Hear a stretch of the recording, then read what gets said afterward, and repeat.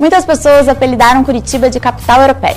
Pensando dessa maneira, você imagina como vivem os negros que moram aqui?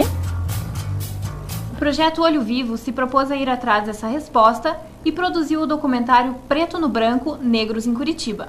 Conversamos com o pessoal da produção para saber como foi. Confira na reportagem. Mas Curitiba é uma cidade boa de morar, assim, razoavelmente boa de morar, no sentido de... De quê? Por conta dessa minha cultura antecedente, eu sei que eu sou, mas eu tento não ser racista.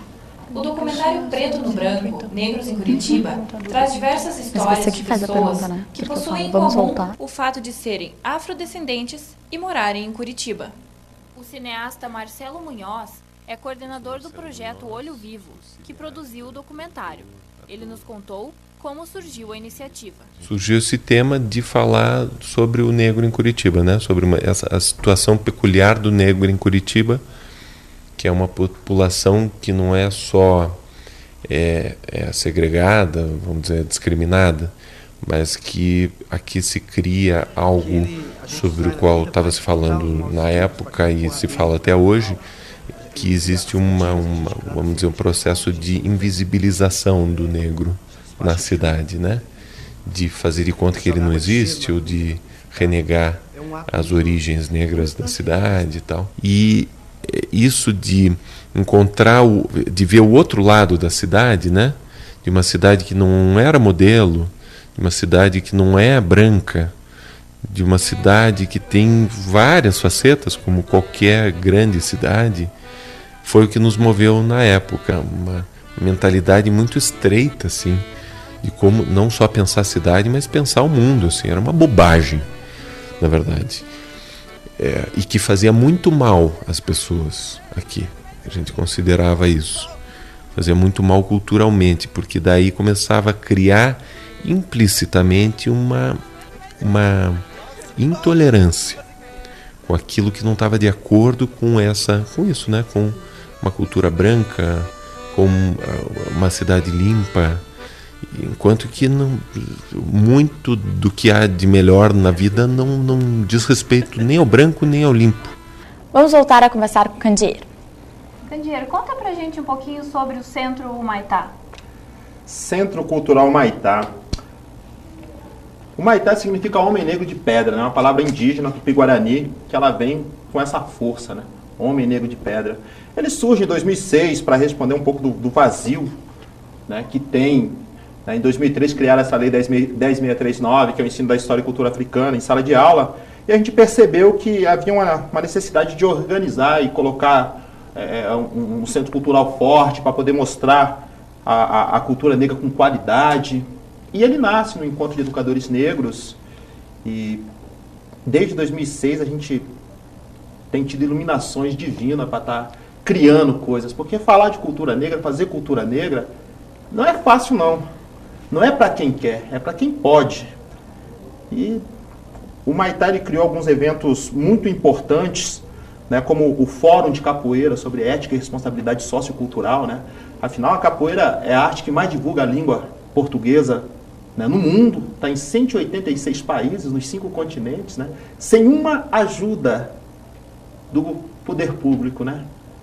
Isso foi feito com a sua força. Uma arte que era marginal chegar nesse status de patrimônio, uma arte que era marginal, era proibida por lei, eu era preso por praticar, chegar nesse status de patrimônio. Então nós demos essa contribuição também para a capoeira, de criar esse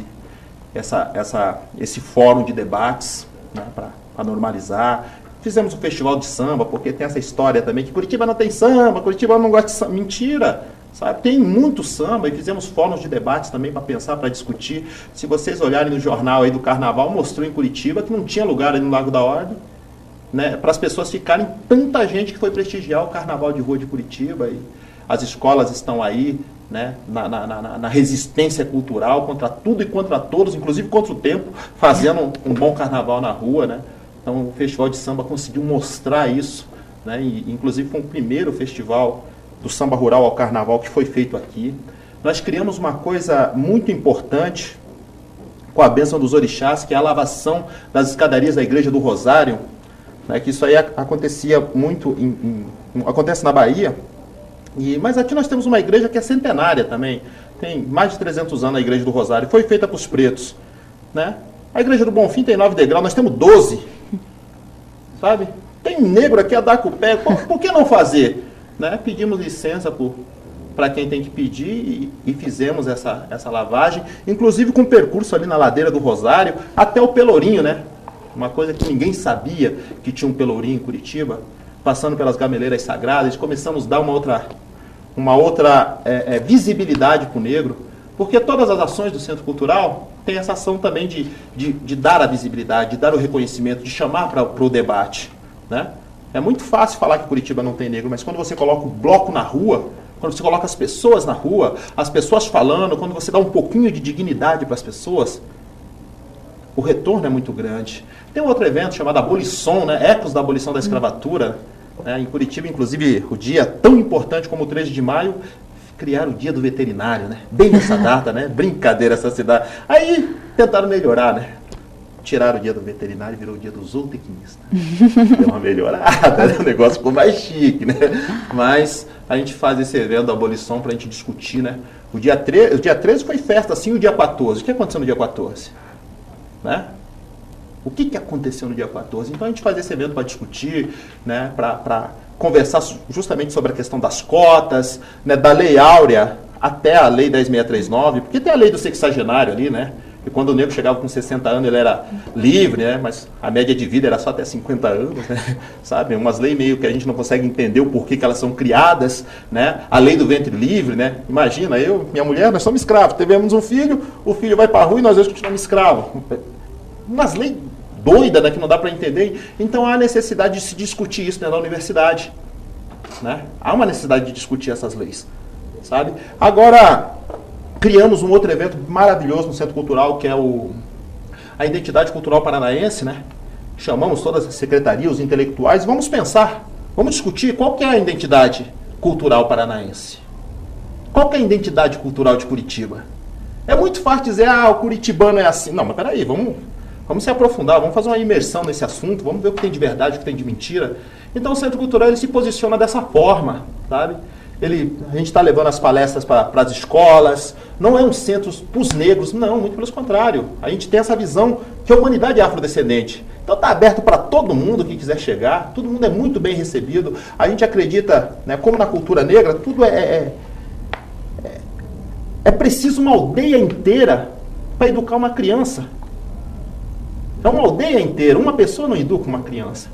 Então, para fazer o Centro Cultural funcionar, nós precisamos de toda essa aldeia, né? Dessa diversidade de saberes, de conhecimentos, justamente para ele funcionar. E eu acredito que o Centro Cultural está dando certo por causa disso. Nós temos criado ele porque nós sabemos que nós vamos embora. E ele tem que continuar. Como no Rio de Janeiro tem as escolas de samba, na Bahia tem os grupos de afoxé, aqui em Curitiba também, hoje tem.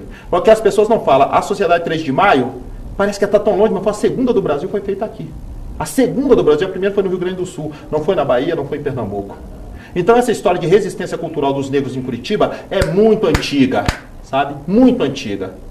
Há os racistas que querem apagar essa história, mas como eu comentei, sem mentira jamais vai apagar uma verdade. É por isso que nós estamos aqui. Então, obrigada pela tua presença, parabéns pelo teu trabalho. Já? E o Teleentrevista de hoje fica por aqui. Se quiser participar com dicas e sugestões, mande um e-mail para o tela1@up.com.br. Até a próxima!